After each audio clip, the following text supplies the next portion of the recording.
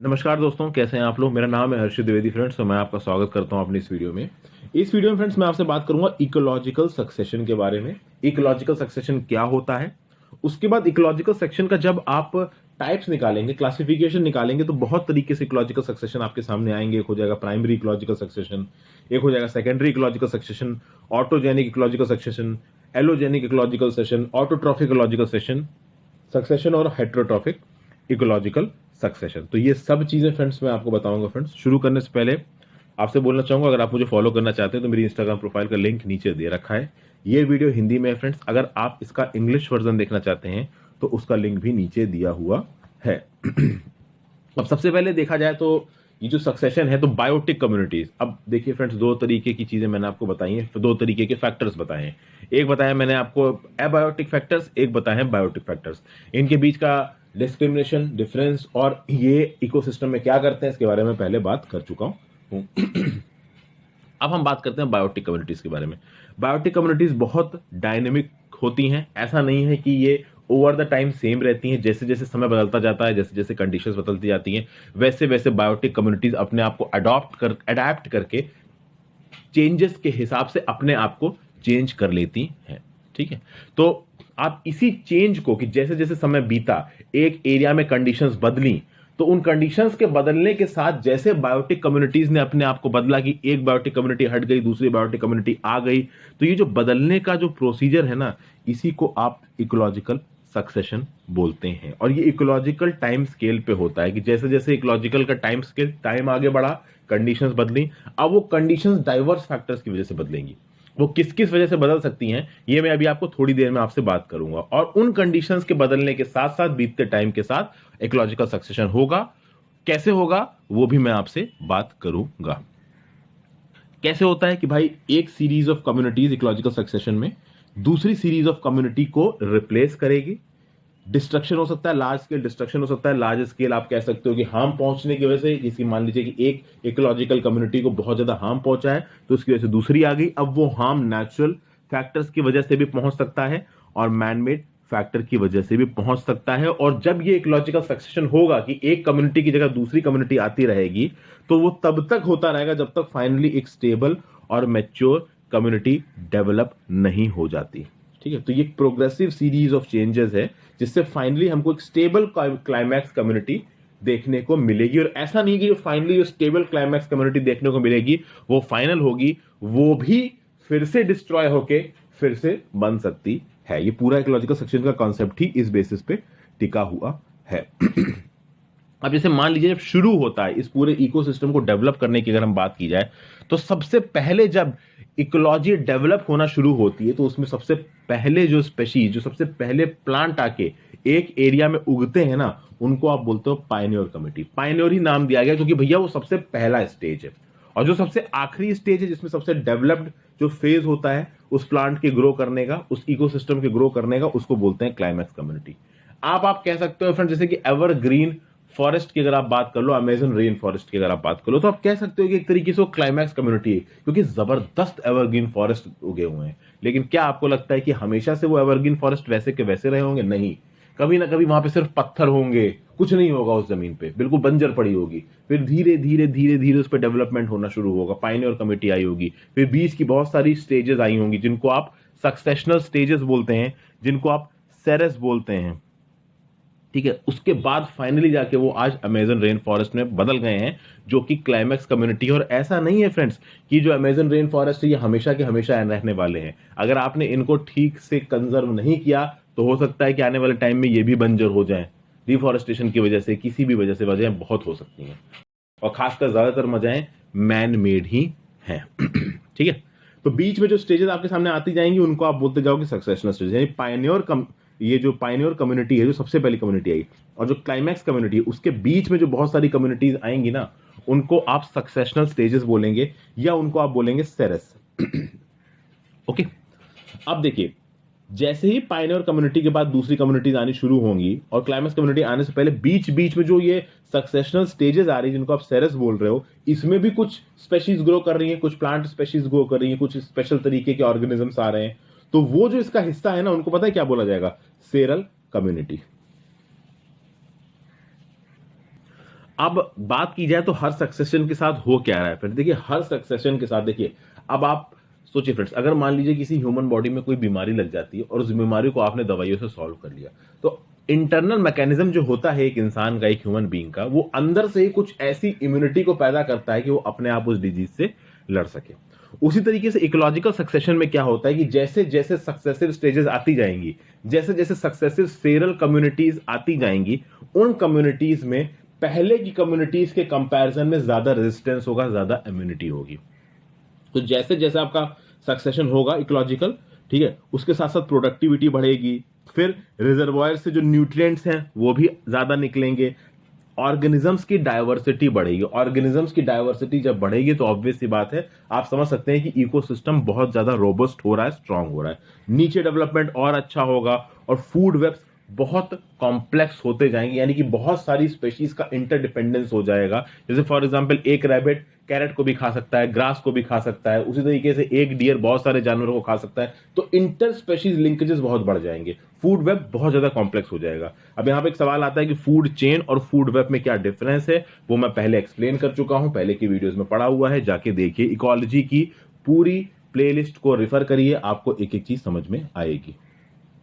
ठीक है फ्रेंड्स, अब सवाल यह आता है कि जो सक्सेशन का जो रेट है वो किस हिसाब से डिसाइड होगा। ठीक है भाई, देखिए शुरू में जब सक्सेशन होना शुरू होगा, उसका अभी मैं फिगर से आपको समझाऊंगा, तो शुरू में कुछ भी नहीं होगा, फिर धीरे धीरे प्लांट्स आते जाएंगे, पहले लिचन्स आएंगे, फिर छोटे प्लांट्स आएंगे, बड़े प्लांट्स आएंगे, फाइनली बड़े बड़े फॉरेस्ट आ जाएंगे। तो ये जो सक्सेशन हो रहा है, सक्सेशन की स्पीड क्या होगी? तो अगर बात की जाए कि इसकी स्पीड कहां ज्यादा होगी, तो भाई जो लार्ज कॉन्टिनेंट्स होते हैं उनके बिल्कुल जो बीच का इलाका है, इंटर कॉन्टिनेंटल जो एरिया होगा, यानी कॉन्टिनेंट्स के बीच में जो जगहें होंगी, वहां पे जो सक्सेशन की स्पीड होगी सबसे ज्यादा होगी। क्योंकि वहां पे क्या होगा फ्रेंड्स कि पहले ही बहुत सारे इकोलॉजिकल सक्सेशन हो रखा है, तो पहले ही बहुत सारा इकोलॉजिकल सक्सेशन होने की वजह से जो सीड्स ऑफ प्लांट्स है ना, अलग अलग इकोलॉजिकल सक्सेशन वाली सीरीज की, वो सारी सीड्स की अवेलेबिलिटी होगी वहां पे, जिसके चलते इकोलॉजिकल सक्सेशन वहां बहुत तेजी से होगा। इकोलॉजिकल सक्सेशन बहुत सी वजहों से होता है फ्रेंड्स, प्राइमरी देख लीजिए, सेकेंडरी देख लीजिए, अभी हम सबकी बात करेंगे, ठीक है ना, और उसके रीजंस अलग अलग होते हैं। लेकिन एक सक्सेसिव स्टेज को आने के लिए, एक अगली स्टेज के प्लांट को आने के लिए उसकी सीड की जरूरत पड़ेगी, तो वो सीड की अवेलेबिलिटी आपको कॉन्टिनेंट, बड़े कॉन्टिनेंट्स के बीच में थोड़ी ज्यादा होती है, तो वो ज्यादा सीड्स की अवेलेबिलिटी के चलते इकोलॉजिकल सक्सेशन की जो स्पीड होगी वो कॉन्टिनेंट के बीच में, खासकर बड़े कॉन्टिनेंट के बीच में बहुत तेज होगी। ठीक है ना, और जितनी तेज होगी उतनी ही जल्दी हम क्लाइमैक्स कम्युनिटी तक पहुंचेंगे। तो ऑब्वियसली बात है, फाइनल स्टेज क्या हो गया? क्लाइमैक्स कम्युनिटी, और इनिशियल स्टेज तो मैं आपको बता ही चुका हूं, पायनियर कम्युनिटी।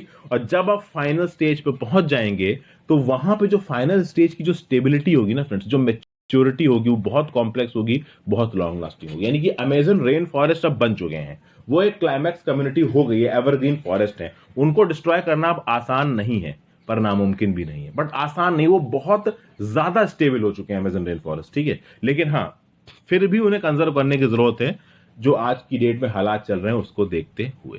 ठीक है, तो जैसा कि मैंने आपको बता दिया, हर स्टेज को इकोलॉजिकल सक्सेशन बोलते हैं, उसको सेरे भी बोलते हैं, SERE या SERES, आप जो बोलना चाहो। अब देखिए फ्रेंड्स, अगर जमीन पे हो रहा है ये इकोलॉजिकल सक्सेशन, तो भाई जमीन पे ऑब्वियस सी बात है पानी की कमी होगी। पानी की कमी इन द सेंस कि अगर आप जमीन को एक वाटर रिसोर्स से कंपेयर करते हो, तो वाटर में ऑब्वियस बात है पानी है ही, पर जमीन में वाटर के कंपैरिजन में कम पानी है। तो जब मॉइस्चर कंटेंट कम है, और मॉइस्चर कंटेंट कम होने की वजह से, होने के बावजूद सब सक्सेशन हो रहा है, तो उसको आप बोलते हैं ज़ेरार्च। इसको बेयर रॉक पे कहते हैं। For example on bare rock, एक बेयर रॉक पे पानी तो है नहीं, पर वहां पे जो सक्सेशन हो रहा है, या फिर आप कह सकते हो कि लैंड पे जहां पे मॉइस्चर कम है, पानी कम है, वहां पे जो भी इकोलॉजिकल सक्सेशन होगा उसको आप कहोगे ज़ेरार्च, XERARCH। ये वर्ड आपको कहीं एग्जाम्स में दिख सकता है, आपसे पूछा जा सकता है, इसलिए मैं यहाँ पे एक्सप्लेन कर रहा हूं। वहीं पे अगर कोई सक्सेशन वाटर बॉडी में हो रहा है, जैसे पॉन्ड में हो रहा है, लेक में हो रहा है, तो उसको हाइड्रार्च कहते हैं, HYDRARCH। अब हाइड्रार्च से तो समझना ज्यादा मुश्किल नहीं, HY लग गया मतलब पानी इसमें आ गया, और जब पानी नहीं है तो ज़ेरार्च, XERARCH। अब हम यहां पे फिगर से थोड़ा समझने की कोशिश करेंगे फ्रेंड्स। ये देखिए, आपको नजर आ रहा है यहां पे प्राइमरी सक्सेशन का मैंने एक फिगर बना रखा है। इस प्राइमरी सक्सेशन की फिगर में आपको कुछ चीजें नजर आ रही है फ्रेंड्स। सबसे पहले तो आपको दिखा कि भैया यहां पे केवल रॉक ही रॉक है, पत्थर ही पत्थर है, कुछ है ही नहीं। फिर धीरे धीरे धीरे धीरे यहां पे लिचन्स आना शुरू होंगे। ठीक है, अब सवाल ये आता है, लिचेंस आएंगे, माइक्रोब्स आएंगे, मॉसेस आएंगे, ठीक है ना, शुरू में बिल्कुल इन लिचेंस, माइक्रोब्स, मॉसेस को आप बोलते हो क्या? इनको आप बोलते हो पायनियर कम्युनिटी। अब जब लिचेंस की बात आई फ्रेंड्स, तो लिचेंस में एक बहुत इंपॉर्टेंट सवाल बनता है कि जब आपको एक बेयर रॉक, केवल एक पत्थर पे अगर पौधे उगाने की बात है, अगर एक पत्थर पे किसी चीज को उगाने की बात है, तो लिचेंस की बात आती है। तो लिचेंस के अंदर ये ताकत होती है कि वो एक बेयर रॉक को भी प्रोडक्टिव बना सकते हैं, उसके ऊपर भी प्रोडक्शन कर सकते हैं। तो ये लिचेंस एक्चुअली में किस किस चीज से बने हुए होते हैं? तो अगर आप लिचेंस की बात करोगे ना फ्रेंड्स, तो लिचेंस बने हुए होते हैं एल्गी से और फंगस से, फंगी से। तो एल्गी और फंगी से मिलकर बने हुए होते हैं ये लिचेंस। और इनकी अगर आप बात की जाए फ्रेंड्स, तो इनके बीच में सिम्बियोटिक रिलेशन क्या होता है एल्गी और फंगस के बीच में? कि देखिए, फंगस एल्गी को प्रोवाइड करता है क्या क्या? शेल्टर प्रोवाइड करता है, मिनरल्स प्रोवाइड करता है, पानी प्रोवाइड करता है। और फंगस को जिंदा रहने के लिए खाना कौन प्रोवाइड करता है? एल्गी प्रोवाइड करता है, क्योंकि एल्गी के पास ये ताकत है कि वो फोटोसिंथेसिस करके अपना खुद का खाना बना सकता है। फंगस के पास ये ताकत नहीं है। तो लिचेंस में दो चीजें होती हैं, एल्गी और फंगस, जिसमें फंगस शेल्टर दे रहा है, पानी दे रहा है, मिनरल्स दे रहा है आपका एल्गी को, और एल्गी बदले में फोटोसिंथेसिस के थ्रू खाना बना के फंगस दे रहा है, और दोनों एक दूसरे की रिक्वायरमेंट को मिलकर पूरा कर रहे हैं और लिचेंस बना रहे हैं। ये क्वेश्चन यूपीएससी प्रीलिम्स में भी आ चुका है, बताना था इसलिए मैंने आपको बताया। तो वापस आ जाते हैं इस चीज को हम खत्म करके। तो अब यहां पे देखिए फ्रेंड्स, यहां पे आपको नजर आ रहा है सबसे पहले बेयर रॉक है, फिर आपका लिचेंस आने शुरू हो रहे हैं, माइक्रोब्स आने शुरू हो रहे हैं, मॉसेस आने शुरू हो रहे हैं। ये होगी आपके पायनियर कम्युनिटी, बिल्कुल शुरू की।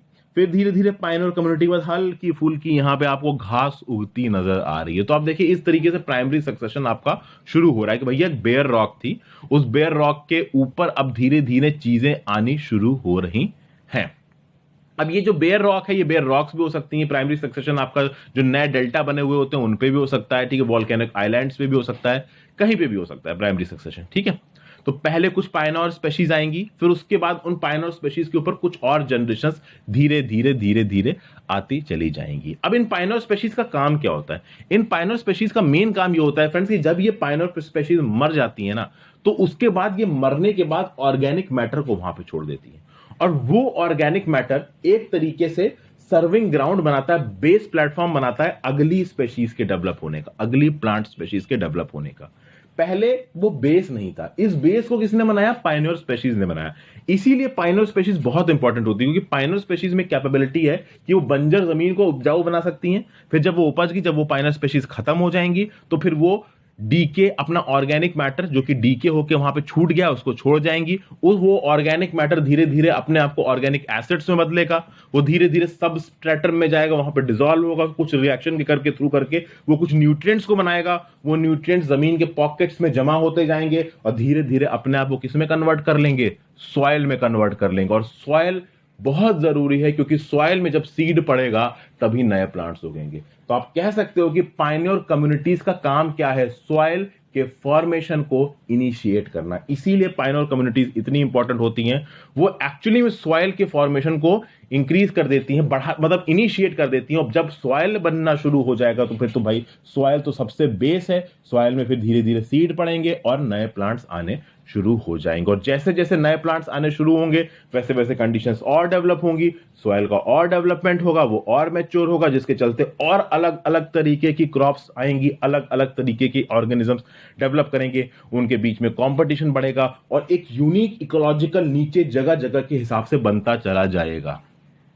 समझ गए बात को? तो सबसे पहले आई पायनियर स्पेशीज, उन्होंने एक बेसिक प्लेटफॉर्म बनाया, उसके प्लेटफॉर्म का इस्तेमाल करते हुए आगे की स्पेशीज आई, उन्होंने हैबिटेट का इस्तेमाल उठाया, स्पेशीज डाइवर्सिटी बढ़ी, नई स्पेशीज आई। पायनियर कम्युनिटी तो चली गई, लेकिन उसके बाद में अब अलग अलग इकोलॉजिकल सक्सेसिव कम्युनिटीज आती जा रही हैं, आती जा रही हैं, आती जा रही हैं। और फाइनली हम यहां पे देखेंगे कि भाई बिल्कुल मैच्योर कम्युनिटी बन के तैयार होगी। पर जब वो मैच्योर कम्युनिटी बन के तैयार होगी वो थोड़े बाद की बात है, उसको अभी हम थोड़ी देर में देखेंगे। ठीक है फ्रेंड्स, अब देखिए यहां पे बहुत सारी चीजें निकलती हैं फ्रेंड्स। जो एक मैच्योर और इंटरमीडिएट कम्युनिटी है वो बहुत सारी चीजों की वजह से बन सकती है, नहीं बन सकती, उसके बारे में बात करेंगे। तो जब हम अब हमारे कारण पे कि भाई अगली इकोलॉजिकल कम्युनिटी आ क्यों रही है, यहां पे तो देख रहे हो आपने प्राइमरी सक्सेशन में देखा सब कुछ किसी एक प्रॉपर रीजन की वजह से हो रहा है, सब कुछ नेचुरली हो रहा है। कि भाई बेयर रॉक थी, बेयर रॉक पे पहला सक्सेशन हुआ, फिर ग्रासेस आई, सॉइल का और फॉर्मेशन होता चला गया और ये नेचुरली सब कुछ होता चला जा रहा है। इसके बीच में कुछ और फैक्टर्स आ सकते हैं, और वो फैक्टर्स क्या हैं उनको हम देखेंगे कहां पे? सेकेंडरी सक्सेशन में। सेकेंडरी सक्सेशन बहुत ज्यादा इंपॉर्टेंट है। सेकेंडरी सक्सेशन का हल्का फुल्का आइडिया मैं आपको इस फिगर में मिल जाएगा। ये देखिए आपको एक बिल्कुल मैच्योर कम्युनिटी दिखाई पड़ रही, फिर यहां पे देखा आपको कुछ डिस्ट्रक्शन हो गया, आग लग गई, आग लग के चलते सारे ट्रीज जल गए और यहां पे आपको कुछ भी बचा हुआ दिख नहीं रहा, ये बिल्कुल सपाट हो गया है, ठीक है, एकदम सपाट हो गया है, लेकिन सॉयल बचा हुआ है, अभी सॉयल डिस्ट्रॉय नहीं हुआ है, थोड़ा वो डिस्ट्रॉय हुआ पर वो है अभी। फिर उसी सॉयल पे नई स्पेशीज ग्रो करना शुरू करेंगी, नए कम्युनिटीज आएंगी और फाइनली वो फिर से अपने आप को मैच्योर कम्युनिटी में एंड में जाके बदल लेंगी। तो यहां पे हो गया सेकेंडरी सक्सेशन। यहां पे जो इनिशिएशन हुआ ना फ्रेंड्स, वो बेयर रॉक से नहीं हुआ, बस यही आपको समझना है। बेयर रॉक से यहां पे इनिशिएशन शुरू नहीं हुआ है स्पेशीज का। पहले प्राइमरी सक्सेशन में क्या होता है, बेयर रॉक्स थी, बिल्कुल पत्थर थे, चट्टाने थी, उस चट्टानों पे लिचेंस ने आके, मॉसस ने आके, माइक्रोब्स ने आके प्रोडक्टिविटी बढ़ाई। यहां पे क्या हुआ कि पहले से सब कुछ ग्रो कर रखा था, कुछ डिजास्टर आया, डिजास्टर की वजह से बर्बाद हो गया सब कुछ, और फाइनली सॉइल जो था वो हल्का फुल्का उसका बेस बचा हुआ, उसी बेस पे हमने अगली स्पेशीज का डेवलपमेंट कर दिया। तो सेकेंडरी सक्सेशन एक्चुअली में तब होगा जब कम्युनिटीज का जो अभी एग्जिस्ट कर रही है, या तो उनका कंप्लीट डिस्ट्रक्शन हो गया हो या उनका पार्शियल डिस्ट्रक्शन हो गया हो। तो या तो कंप्लीट डिस्ट्रक्शन हुआ, यानी ऑलरेडी मैच्योर कम्युनिटी जो बन गई है या इंटरमीडिएट कम्युनिटी है जो बन गई है, उसको वो किसी वजह से डिस्ट्रॉय हो गई, खराब हो गई, तो उसकी जगह पे जो नई कम्युनिटी आई उसको आपने बोल दिया ये सेकेंडरी सक्सेशन। अब ये जो सेकेंडरी सक्सेशन है ना फ्रेंड्स, ये बहुत चीजों की वजह से आ सकता है। नेचुरल इवेंट्स हो सकते हैं, जैसे भाई फ्लड्स आ गए, बाढ़ आ गई, ड्रॉट आ गया, सूखा पड़ गया, सब बर्बाद हो गया, फसल बर्बाद हो गई, फायर्स आ गया, आग लग गई, स्टॉर्म्स आ गया, तो इन सब चीजें, ये तो नेचुरल इवेंट्स है, इस पे इंसान का कंट्रोल है नहीं, तो ऑब्वियस बात है ये तो तबाही मचा जाती है। कुछ ऐसी चीजें जो इंसानों की वजह से हो रही है, जैसे डिफॉरेस्टेशन, इतने ज्यादा पेड़ काट दिया कि कुछ बचा ही नहीं। For example American rain forest को आप पूरा काट दो, लकड़ियों की जरूरत है, तो बर्बाद हो जाएगा, तो वो एक तरीके से क्या हो जाएगा आपका, फिर सेकेंडरी सक्सेशन होगा उस पर। एग्रीकल्चर हो गया, ओवर ग्रेजिंग हो गई, ठीक है, कि इतनी ज्यादा, जैसे for example slash and burn agriculture की बात सुनी होगी आपने, शिफ्टिंग कल्टीवेशन की बात सुनी होगी। तो शिफ्टिंग कल्टीवेशन में इंसान क्या करता है, एक जगह पे जाता है, वहां पे जमीन का इस्तेमाल करता है, सब कुछ करता है, फिर वो सब कुछ, जब वो जमीन उसे काम की नहीं होती तो वहां पे हर चीज वो जला देता है, ठीक है। तो ये होता है shifting cultivation, slash and burn agriculture इसको बोलते हैं, लड़ांग बोलते हैं इसको साउथ ईस्ट एशिया में, ठीक है। तो ये एक तरीके से ह्यूमन एक्टिविटीज की वजह से एक जगह पे पूरा इकोसिस्टम खराब हो रहा है, तो फिर वहां पे क्या होगा, वहां पे होगा सेकेंडरी सक्सेशन आपका, ठीक है।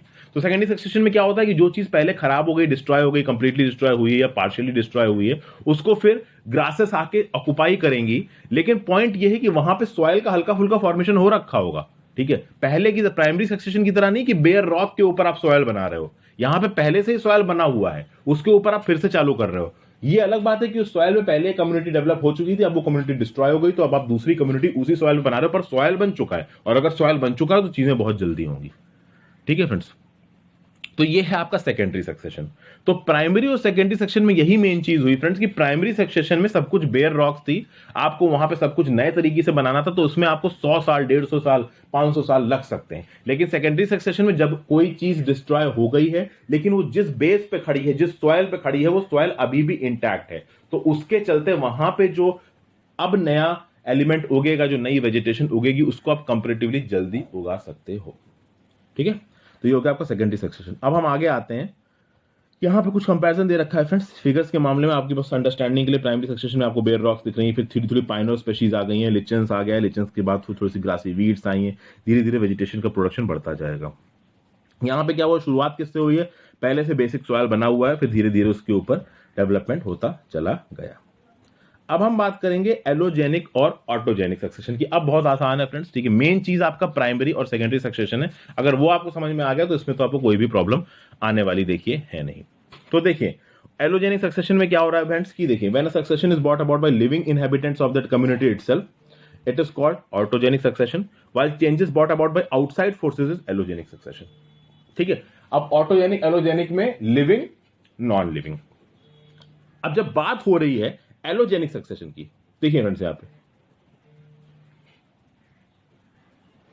तो ये एलोजेनिक सक्सेशन आप देखिए किसकी वजह से हो रहा है, ड्रॉट, फायर, फ्लडिंग। तो यहां पे जो फैक्टर्स कौन से हैं, ड्रॉट है, फायर है, फ्लडिंग है, यानी एबायोटिक फैक्टर्स है ना जो इकोसिस्टम की, उनकी वजह से सक्सेशन हो रहा है, बाहर की चीजों की वजह से हो रहा है। हेट्रोट्रॉफिक सक्सेशन, देखिए ऑटोट्रॉफ्स की जगह से जब सक्सेशन हो तो उसको ऑटोट्रॉफिक सक्सेशन बोलेंगे, ठीक है फ्रेंड्स। और जब हेट्रोट्रॉफ्स, अब ऑटोट्रॉफ्स में फ्रेंड्स क्या होता है, वो लोग जो अपना खाना खुद बनाते हैं, अपना खाना खुद बनाएंगे कौन? जिनके पास फोटोसिंथेसिस करने की ताकत है, जो फोटोसिंथेसिस कर सकते हैं। तो फोटोसिंथेसिस तो फ्रेंड्स प्लांट्स ही कर सकते हैं, उन्हीं के अंदर ये ताकत होती है कि वो अपना खाना खुद बना सकते हैं। तो जब ऑटोट्रॉफ सक्सेशन करेंगे तो हो जाएगा ऑटोट्रॉफिक सक्सेशन। हेट्रोट्रॉफ्स क्या होते हैं? एनिमल्स होते हैं, ठीक है ना फ्रेंड्स। फंजी हो गया, बैक्टीरिया हो गया, छोटे के लेवल के एनिमल्स हो गए, गोट्स हो गए, ये सब हेट्रो, ग्रासहॉपर हो गया, ये सब हेट्रोट्रॉफ्स हैं।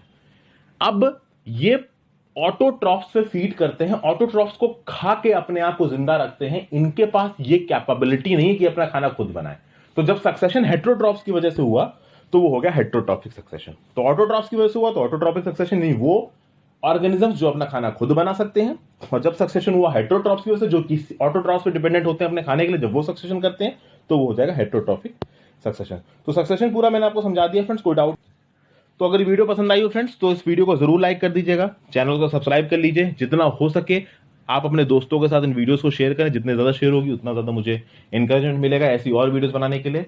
तो thank you for watching friends, thank you for your time, have a great day, keep studying.